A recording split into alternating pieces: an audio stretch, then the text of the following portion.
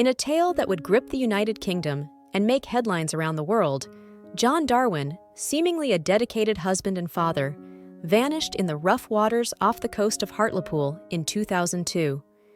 The canoeing accident left a nation in shock and a family in mourning. But 5 years later, in a twist straight out of a cinematic thriller, John would saunter into a police station, claiming to suffer from amnesia. What unraveled next was a web of deception, life insurance fraud, and audacious scheming that few could have imagined. How did John Darwin and his wife stage one of the most brazen scams of the 21st century? Journey with us as we delve into the intricate details of a plot that challenged the boundaries between life, death, and deceit. Strap in, you won't believe where this story leads. The life of John Darwin. John Darwin was born on August 14, 1950, in the quiet town of Hartlepool, County Durham. Darwin's academic journey took him through the halls of St. Francis R.C. Grammar School and on to De La Salle College in Salford, Lancashire. Here, he delved into the worlds of biology and chemistry. Post-education, Darwin chose the noble profession of teaching, investing 18 years in shaping the minds of students in science and mathematics at Derwentside. His tenure in education likely saw him engage in the routine yet impactful tasks of teaching, guiding students, crafting educational plans, and enriching the school's academic milieu. Eventually, Darwin transitioned to a new chapter in his career, venturing into the banking sector with Barclays Bank. This career move symbolized a shift from educational pursuits to a new venture into the financial realm. Darwin's early life and career sketches a portrait of an individual grounded in academic and professional pursuits, spanning the fields of education and finance. Unbeknownst to many, this seemingly ordinary trajectory would soon veer into an extraordinary path, leading to a deceptive plot that would seize the world's attention. The life of John and Anne Darwin. John Darwin and Anne Stevenson's courtship began in their late teens, although they had known each other since they were about 11 or 12, having met on the school bus. Anne initially declined John's request for a date, but eventually agreed, noting John's persistent nature. They married on December 22, 1973, at St. Joseph's Catholic Church in Blackhall Colliery. Their marriage certificate listed John as a schoolteacher and Anne as a secretary. The wedding was a traditional affair, with Anne given away by her father, dressed in white lace with a bridal veil and headdress, carrying a bouquet of red roses. The couple settled in Anne's home village and had 2 sons, Mark and Anthony. The couple's early life provides an interesting backdrop to the story that would later unfold. After 18 years at Barclays Bank, John became a prison officer at HM Prison Home House. Anne, meanwhile, worked as a doctor's receptionist. Anne was described as a prim and proper former convent girl, raised in Blackhall Colliery, a former pit village near Hartlepool. Educated by nuns at St. Joseph's Convent in Hartlepool, Anne was also a former teenage beauty queen, remembered for her striking good looks and dark hair. Together, they also ran a business renting bedsits in County Durham with 12 houses.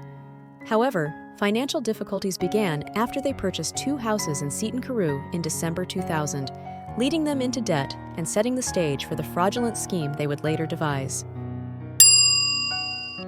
The Canoeing Accident. John Darwin, a man known in his community as a dedicated husband and father, vanished into the rough waters off the coast of Hartlepool while canoeing in 2002. On a seemingly ordinary day, Darwin set out into the sea with his canoe. The North Sea, known for its capricious nature, can present a formidable challenge even to the most experienced of canoeists. The sea off Hartlepool, with its cold, churning waters and unpredictable currents, was no exception. Darwin, in his canoe, appeared to be just another local resident engaging in a routine maritime adventure. However, as hours passed, concern began to mount. Darwin did not return, and his absence raised alarm bells among his family and the local community. The search for Darwin commenced with urgency. Coast guards, police, and local volunteers scoured the coastline and the sea, hoping to find some trace of the missing man. As the search intensified, the grim reality began to set in. The canoe was eventually found, but there was no sign of Darwin. the community was engulfed in sorrow, and his family was left to grapple with the devastating loss. Darwin was presumed dead, a victim of a tragic accident at sea. In the wake of this incident, the town of Hartlepool mourned.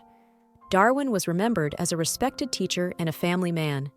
Tributes poured in, and the community rallied around his grieving family, offering support and condolences. The apparent death of John Darwin was seen as a poignant reminder of the sea's unforgiving nature. This event marked the beginning of a saga that would unfold in the most unexpected ways. For 5 years, the Darwin family appeared to be a grieving unit, coping with the loss of a loved one. John's wife, Anne Darwin, played the part of the bereaved widow to perfection, garnering sympathy from friends, family, and the community. However, this facade was meticulously maintained to cover up a dark secret. John Darwin was very much alive, and his disappearance was nothing but an elaborate ruse. The Hidden Agenda. In 2007, John Darwin's story took a dramatic turn, reminiscent of a high-stakes thriller. He unexpectedly reappeared at a London police station, claiming to be suffering from amnesia and unable to remember the last 5 years. This extraordinary claim immediately ignited public interest and suspicion, sparking an investigation that would soon uncover a complex web of deception and one of the most audacious frauds of the century. As investigators delved into the case, the facade carefully constructed by John and his wife, Anne Darwin, began to crumble.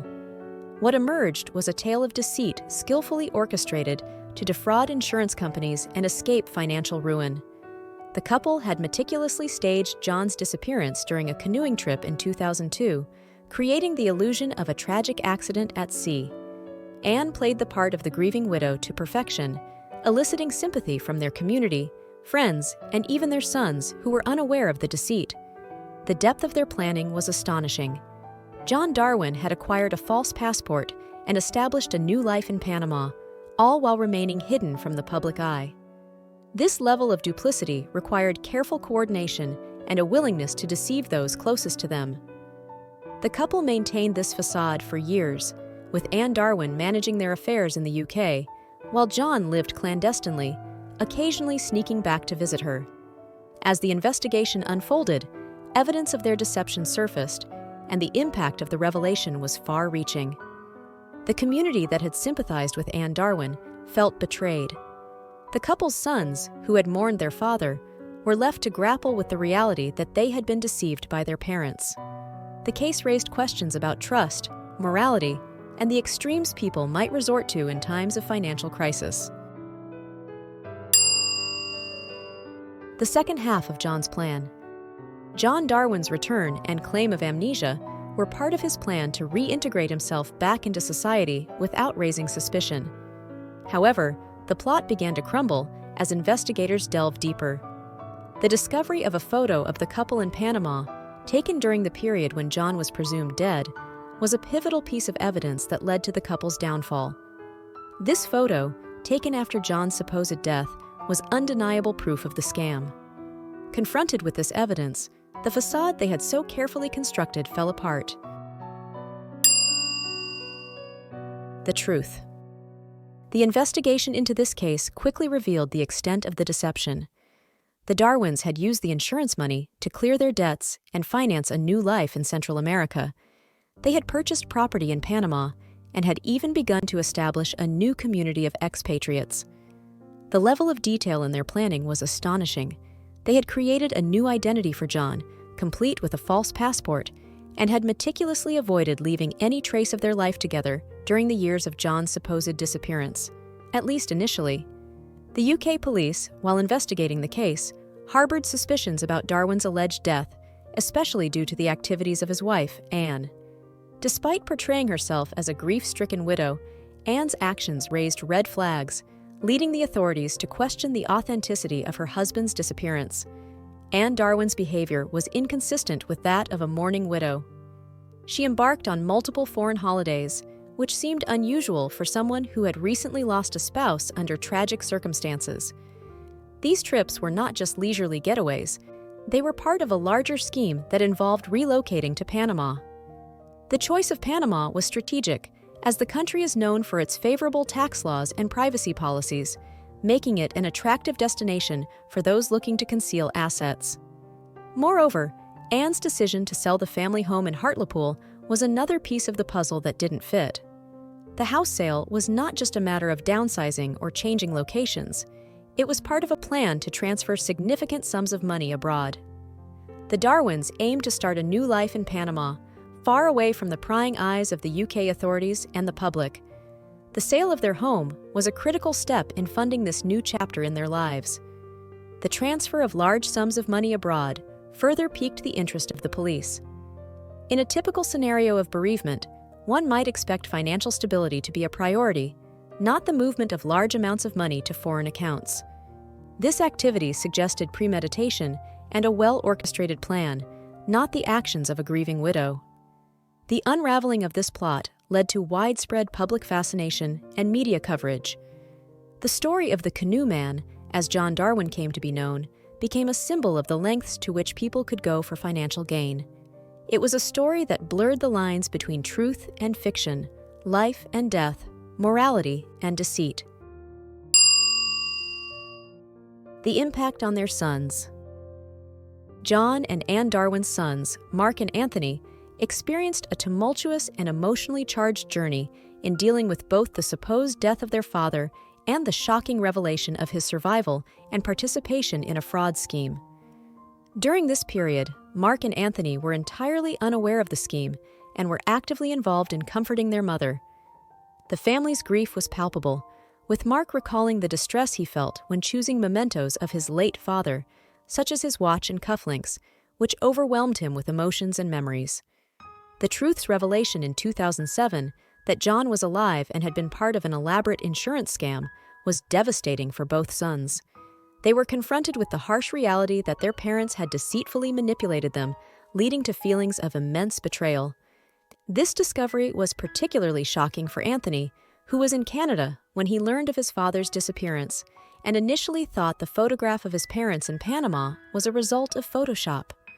Both sons expressed feelings of being upset and betrayed upon realizing the truth. They had been entirely oblivious to the fact that their father was alive, living secretly next to their family home. Mark described his feelings as a mix of bitterness and fury, and both brothers chose to disown their parents, even testifying against them in court. Mark spoke about the deep emotional impact and the struggle to reconcile with what he described as a cruel act of betrayal that no parent should ever inflict on their children. The legal ramifications. John and Anne Darwin's legal predicament revolved around a series of serious charges related to their intricate fraud scheme. John Darwin was specifically charged with deceiving life insurance companies to unlawfully obtain money and making false statements to acquire a passport under false pretenses. Anne Darwin faced arrest under allegations of fraud, which included procuring large sums of money through deceit. Her involvement was critical in the orchestration and execution of the elaborate scam. She played a significant role in perpetuating the lie of her husband's death, enabling the couple to unjustly claim insurance payouts and other financial benefits. Together, John and Anne Darwin faced additional charges for deceitfully acquiring funds from a teacher's pension scheme and the Department for Work and Pensions. This aspect of their scheme highlights the extent of their fraudulent activities, as they sought to exploit multiple financial sources for personal gain. The total sum acquired by the Darwins through their deceptive actions amounted to over £250,300. This substantial figure represents the cumulative amount they garnered from various sources, including the life insurance payout, pension scheme, and government funds. The evidence and testimonies in the case of John and Anne Darwin were pivotal in unraveling their complex fraud scheme. As previously mentioned, a critical piece of evidence was a photograph taken in Panama, showing the couple together at a time when John was presumed dead. This photograph contradicted their story and exposed the deceit. Moreover, the revelation that John had been living clandestinely in a bedsit, discreetly adjacent to their family home, further compounded the evidence against them. In a notable incident, a tenant of their property recognized John and confronted him, only to be sworn to secrecy. This interaction hinted at the lengths to which John went to maintain the facade of his death. Additionally, John undertook various activities under a false identity, including lodging an objection to a neighbor's construction work. This use of a false name was part of a broader pattern of deceit employed by John to conceal his true identity and avoid detection. The police investigation into the Darwins' activities was triggered by a colleague of Anne, who became suspicious after inadvertently overhearing a phone conversation between the couple. This suspicion led to a thorough investigation that uncovered the web of lies and deceit. Furthermore, their financial dealings extended beyond the UK, with significant investments made in Panama. These investments were part of their plan to start a new life abroad, using the funds acquired through their fraudulent activities. The sale of their home and the transfer of funds to Panama were critical pieces of evidence that demonstrated a clear intent to permanently relocate and benefit from the proceeds of their scam. The combination of the Panama photograph, John's secretive living arrangements, his use of a false identity, and the couple's financial maneuvers formed a comprehensive body of evidence. This evidence, along with the testimonies of those who inadvertently became entangled in their scheme, painted a clear picture of the elaborate fraud orchestrated by John and Anne Darwin. Their eventual arrest and prosecution were the culmination of a detailed and extensive investigation that brought to light the extent of their deception and the calculated nature of their criminal activities. The legal consequences for the Darwins were severe. Both John and Anne were arrested and charged with fraud. Their trial was a high-profile event, attracting attention from across the globe. The evidence against them was overwhelming, and both were found guilty. John Darwin was sentenced to 6 years and 3 months in prison, while Anne Darwin received a sentence of 6.5 years. The case raised many questions about the nature of deception, trust, and the ethical boundaries people are willing to cross. It also highlighted vulnerabilities in the insurance and legal systems that the Darwins had exploited. The public reaction to the case was one of disbelief and fascination. How could a seemingly ordinary couple concoct such a complex and audacious scam? How could they maintain the deception for so long? And what drove them to such lengths? The aftermath. Even after the trial and sentencing, the story of John and Anne Darwin continued to be a topic of discussion and analysis. It was a tale that captured the imagination, not just for the audacity of the scam, but also for the psychological and emotional aspects of the deception. Post their respective releases from prison, John and Anne Darwin followed distinct trajectories in their lives. John Darwin, having regained his freedom in January 2011, quickly divorced Anne and established a fresh existence in the Philippines. He tied the knot in 2015 with Mercy May, a woman he met online. The duo originally contemplated settling in the UK, but eventually chose the Philippines due to immigration challenges, moving to a quieter area near Manila. After her release from prison in 2011, Anne Darwin transformed her life significantly. She secured employment with the RSPCA, utilizing skills she acquired while incarcerated, and relocated to a village outside York in North Yorkshire. Anne underwent a personal makeover, including changing her hair color and updating her eyeglasses. She now enjoys a peaceful life, often hiking in the nearby moors and hills. She authored a book, Out of My Depth, to process her experiences and reach out to her children, donating the proceeds to charity. Initially estranged from her sons due to the deceit, Anne spent years rebuilding these relationships. Her efforts were partly successful, as she has regained some connection with her sons, Mark and Anthony, though the past events continue to affect these relationships. John and Anne Darwin's story is a fascinating tale of deception and dramatic revelation. This story captivates audiences with its twists and turns, showcasing the lengths to which people might go for financial gain and the eventual consequences of such deceit. Join the conversation. Drop a comment to share your thoughts and insights. Don't forget to hit that like button and subscribe for more captivating content. Thanks for tuning in to Really Unreal. Join us tomorrow as we delve into the case of Lynn Knight, a young woman taken far too soon. Tune in to find out how advances in technology help bring the perpetrator to justice. Stay curious, stay connected,